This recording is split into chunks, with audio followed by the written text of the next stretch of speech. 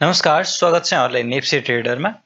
आज हाम्रो मार्केट चाहिँ 53 पोइन्टले चाहिँ बढेको छ, जुन चाहिँ 2.84% ले हुन आउँछ। आज हाम्रो मार्केटले चाहिँ एउटा महत्त्वपूर्ण रेजिस्टेन्सको लेभललाई चाहिँ ब्रेकआउट दिएको छ, जुन चाहिँ 1900 को लेभलमा रहेको थियो र आज हाम्रो मार्केट चाहिँ 1919.37 मा पुगेको छ। आजको वृद्धिमा 217 वटा कम्पनीहरूले कमाएका छन्, 3 वटा कम्पनीहरूले घाटा बेहोर्नु परेको छ र कुनै पनि यस्तो कम्पनी छैन जसको मूल्य पहिलाकै जतिको हुने कम्पनी चाहिँ एउटा पनि छैन। आज सबैको बढेकै छ, 3 वटा बाहेक।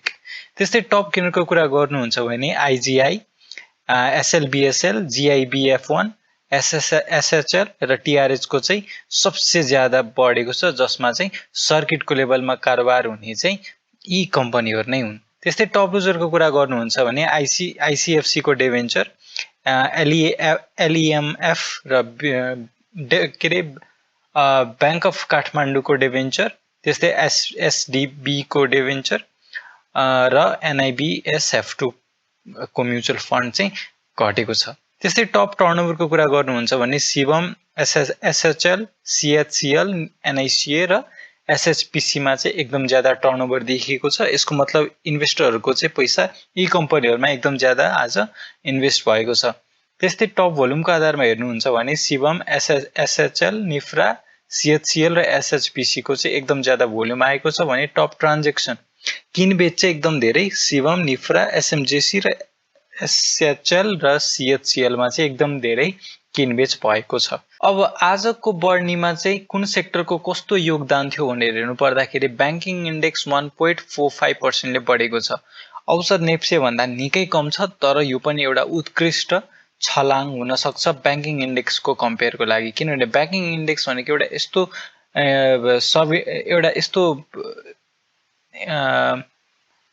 सेक्टर हो जसमा चाहिँ हतपत्ती चाहिँ उछाल अथवा गिरावट आउँदाखेरि पनि बिस्तारै घट्ने, बढ्दाखेरि पनि एकदम बिस्तारै बढ्ने भइरहेको सेक्टर। 1% भन्दा माथिको बढ्नु भनेको चाहिँ निकै राम्रो वृद्धि मान्न सक्छौं। त्यस्तै डेभलपमेन्ट बैंक खासै केही दिनदेखि बढिरहेको थिएन, तर आज भने 3.47% ले बढेको छ। त्यस्तै फाइनान्स 3.44% ले बढेको छ र आजको राजा नै भन्छौं भने चाहिँ होटल एन्ड टुरिज्म झन्डै 7.37 ले बढेको छ। यो एउटा सेक्टर नै एउटा स्क्रिप्टहरु पनि खासै यति % को वृद्धि हुन गाह्रो छ, त्यहाँमाथि यो सेक्टरले 7.37 को वृद्धि हासिल गर्नु भनेको एकदमै राम्रो कुरा हो होटल एन्ड टुरिज्मको लागि। त्यस्तै हाइड्रो पावर 3.93% ले बढेको छ, करिब 4% हुन आउँछ। इन्भेस्टमेन्ट 2.51% ले बढेको छ। लाइफ इन्स्योरेन्स 3.63% ले बढेको छ।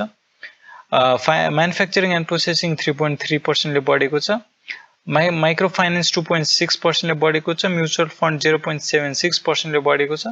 यो किन भन्दाखेरि कतिपय म्युचुअल फन्डहरु झरेका पनि थिए। त्यस्तै नन लाइफ 4.54% ले बढेको छ। यो पनि होटल एन्ड टुरिज्म पछिको सबसे ज्यादा ठूलो वृद्धि भनेको चाहिँ नन लाइफमै छ। त्यस्तै अदर इन्डेक्स 3.2% ले बढेको छ। ट्रेडिङ इन्डेक्स भने 3.84% ले बढेको छ। अब आज मार्केटमा भयो चाहिँ के, त्यसको बारेमा आज अलिकति छलफल गरौँ। मार्केट हाम्रो खुले पछाडी चाहिँ केही टाइमलाई चाहिँ किनबेच रोकिएको थियो। किन्न पाएका थिए लगानीकर्ताहरूले, नबेच्न पाएका थिए र हाम्रो मार्केट चाहिँ 1868 तिर कायम थियो। 68, 66 केही अंक माथि र केही अंक तल, तर त्यही लेभलमा हाम्रो मार्केट चाहिँ 12 बजेसम्म चाहिँ त्यही हाराहारीमा चल्यो। त्यसपछि सरकारले ट्याक्सको नियम जुन थियो पहिलाको त्यही लागू गर्ने भइसके पछाडी चाहिँ लगानीकर्ताहरुमा चाहिँ एउटा नयाँ जोश देखियो। त्यसपछि चाहिँ मार्केट जुन तरिकाले माथि बढ्यो त्यही हिसाबले अन्तमा पनि त्यही हाराहारीकै लेभलमा गएर मार्केट क्लोज भएको छ है। बढ्नुपर्ने जति बढ्नुपर्ने थियो सरासर स्केलले लाइन ताने जसरी बढेको जुन यो पिक छ यसमा चाहिँ मार्केट क्लोज हुन सकेन। तर यहाँ पनि तपाईले यदि सेल गर्नु भयो भने तपाईको स्टिल त्यो पनि एउटा राम्रै मुभ पनि हुन सक्छ। तर यसरी मार्केट पोजिटिभ पनि हुँदै जाँदा गुड न्यूजहरु आउनु भनेको चाहिँ मार्केट अझै केही टाइमसम्म एटलिस्ट कम्तीमा पनि अझै माथिसम्म जाने चान्सेस चाहिँ रहन्छ केही दिनसम्म, कम्तीमा केही दिनसम्म। तर दीर्घकालीन रूपमा यदि बढ्नु छ भने यस्तो सानो करेक्सन आउनु भनेको स्वाभाविक हो, तर न्युजले घटेको बढेको मार्केट भन्दा पनि एउटा नेचुरल फ्लोमा करेक्सन बुक गर्दै मार्केट बढ्नु भनेको चाहिँ हाम्रो मार्केटको चाहिँ एउटा नेचुरल ग्रोथ भनेर मान्न सक्छौँ।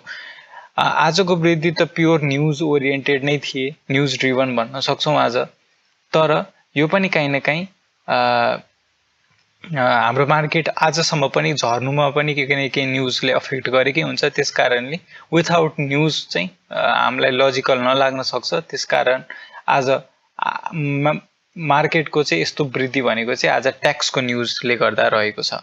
अब आगामी दिनमा के गर्ने भन्ने कुरा चाहिँ फेरि हाम्रो टेक्निकल एनालिसिसमा छरपष्टै देखिन्छ। सो आजको यदि मार्केटको क्यान्डल हेर्नुहुन्छ भने एउटा निकै ठुलो इन्गल्फ क्यान्डल बनेको छ, जसले चाहिँ केही दिन बल्ल बल्ल बढिरहेको जुन यो वृद्धि थियो त्यसलाई चाहिँ एकै दिनमा इन्गल्फ गरेको छ। र यो पोइन्ट, यो लेभलबाट हेर्नुहुन्छ यो पहिलाको डाटा भने अलमोस्ट 2-3 हप्ताको चाहिँ एकै दिनमा आज इन्गल्फ गर्ने गरी चाहिँ बढेको छ। र आजको वृद्धि चाहिँ 2.84%, झन्डै 3% को रहेको छ। अब हाम्रो पहिलो इन्डिकेटर चाहिँ एमएसिडी रहनेछ। एमएसिडी अनुसार हेर्नुहुन्छ भने चाहिँ बाई सिग्नल फेरि भ्यालिड भएको छ, हिस्टोग्राम फेरि पोजिटिभ एरियामा बढिरहेको छ, यो आफैमा सकारात्मक कुरा भयो। अर्को कुरो भनेको चाहिँ सेचुरेसन यहीँ आएको भए चाहिँ चाँडै पुग्थ्यो भने अब फेरि अलिकति एमएसिडी करेक्सन आउला होला जस्तो भएर अब बढ्न सुरु गर्यो भने चाहिँ सेचुरेसन पोइन्ट चाहिँ नआइकन यहाँबाट फेरि नयाँ बाई सिग्नल आएको जसरी हामी बुझ्न सक्छौँ।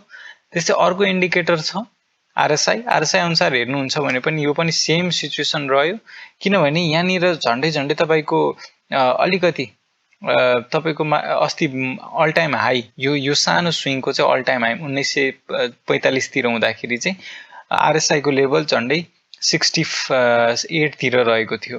तर यतैतिर बढेको भए चाहिँ 5-10%ले के गर्थ्यो भन्दाखेरि आरएसआईको चाहिँ सेचुरेसन एकदमै हाई हुन्थ्यो र एनी टाइम रिभर्सल हुन सक्ने सम्भावना हुन्थ्यो।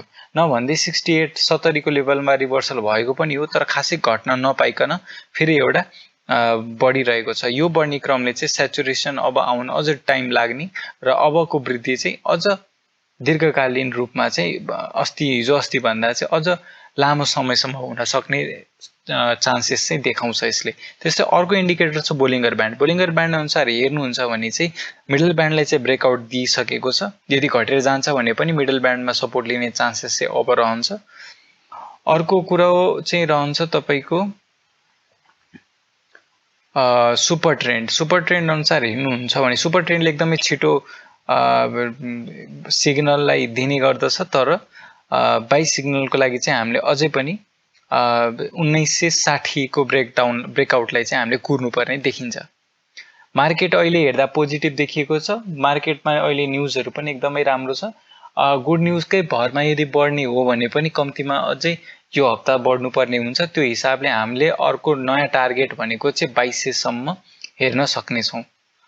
हस्त आजलाई यति नै। भिडियो कस्तो लाग्यो सरसुझाव केही छ भने कमेन्टमा बताइदिनु होला। भिडियो मन परेमा लाइक गर्नु होला र च्यानलमा नयाँ हुनुहुन्छ भने सब्स्क्राइब गरेर मलाई साथ दिनु होला। हस्त आजलाई यति नै। धन्यवाद।